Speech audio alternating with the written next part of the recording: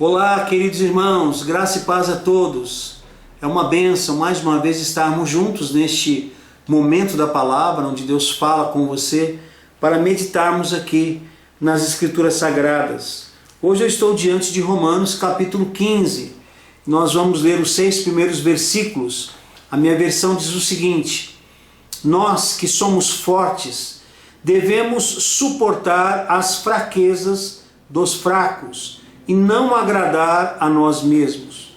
Cada um de nós deve agradar ao seu próximo para o bem dele, a fim de edificá-lo, pois também Cristo não agradou a si próprio, mas como está escrito, os insultos daqueles que te insultam caíram sobre mim. Pois tudo que foi escrito no passado foi escrito para nos ensinar, de forma que, por meio da perseverança e do bom ânimo procedentes das Escrituras, mantenhamos a nossa esperança. O Deus que concede perseverança e ânimo, dê-lhes o espírito de unidade, segundo Cristo Jesus, para que, com um só coração e uma só voz, vocês glorifiquem ao Deus e Pai de nosso Senhor Jesus Cristo. Amém. Que Deus nos abençoe com a sua palavra tão preciosa. Bom, o tema aqui continua sendo os fracos e os fortes, que começou no capítulo 14. Dentro do capítulo 14, a nossa ênfase foi a questão do julgamento dos irmãos, mais precisamente das suas práticas.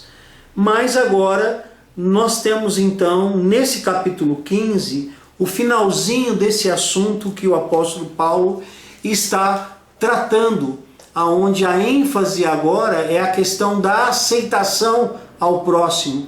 E com relação à aceitação do próximo, o texto nos propõe algumas lições que passo então a apresentá-las. A primeira é a questão da paciência.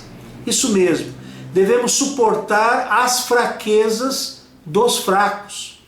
Então, abrir mão dos hábitos que escandalizam.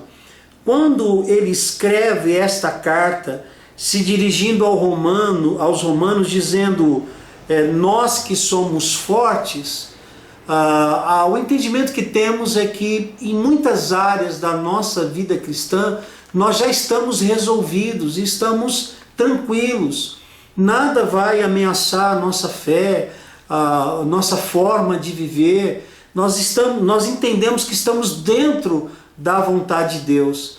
Mas não é bem assim para outras pessoas, para alguns irmãos de outras culturas, inclusive, e de outras denominações, inclusive.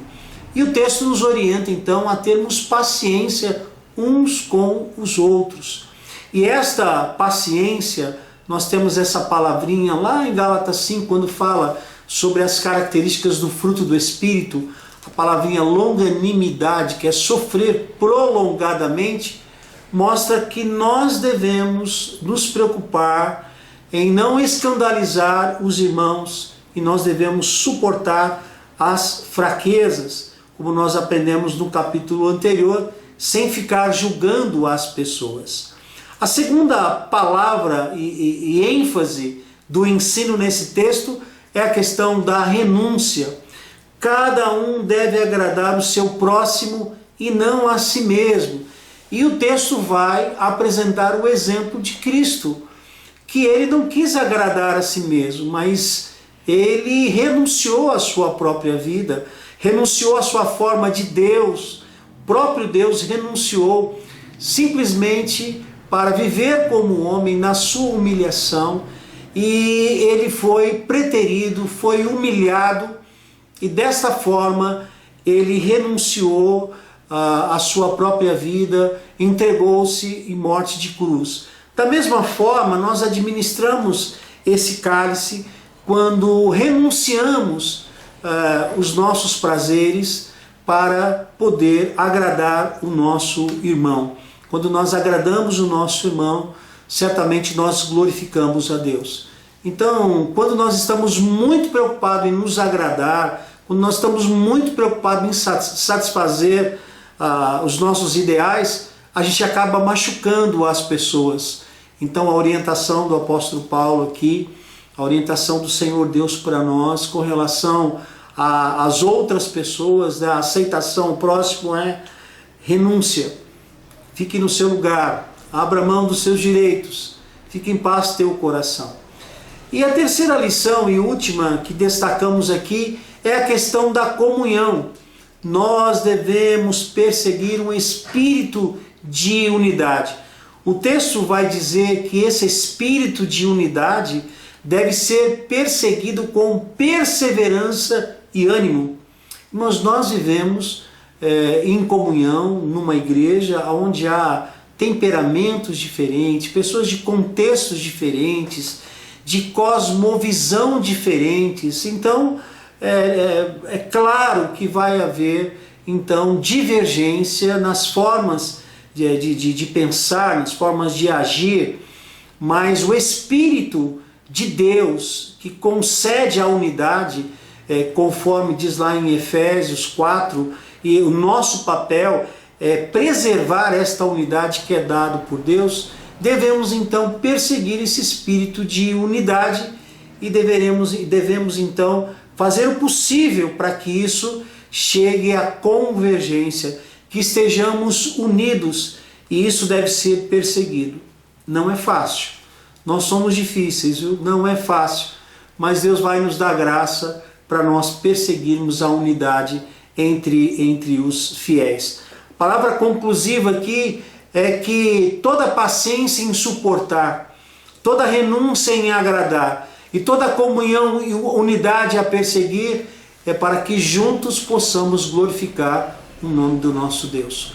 Curve a sua fronte, feche teus olhos. Eu quero orar pela sua vida e pelos seus relacionamentos, a começar por dentro do seu lar. Vamos orar. Pai de amor e de imensa bondade, louvado e exaltado seja o teu santo e maravilhoso nome.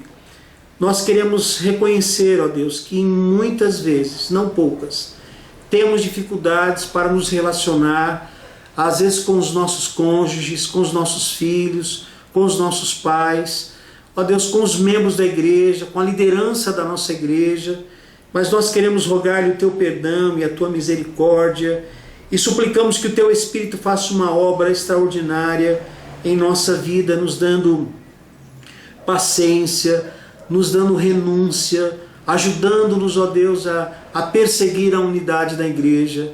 Ó Deus amado, acalma o nosso coração e venha com teu Espírito dar-nos mansidão e domínio próprio, a fim de que a nossa postura glorifique o teu nome. Ajuda-nos, ó Deus, a amar aquelas pessoas que temos dificuldade. Ajuda-nos a abraçar aquelas pessoas, ó Deus, que às vezes têm temperamentos difíceis e a gente não tem condição às vezes. Venha quebrantar o nosso coração. Queremos fazer tudo aquilo que lhe apraz, aquilo que lhe glorifica. Oramos agradecidos em nome de Jesus. Amém. Amém, meu querido. Forte abraço. Que Deus o abençoe.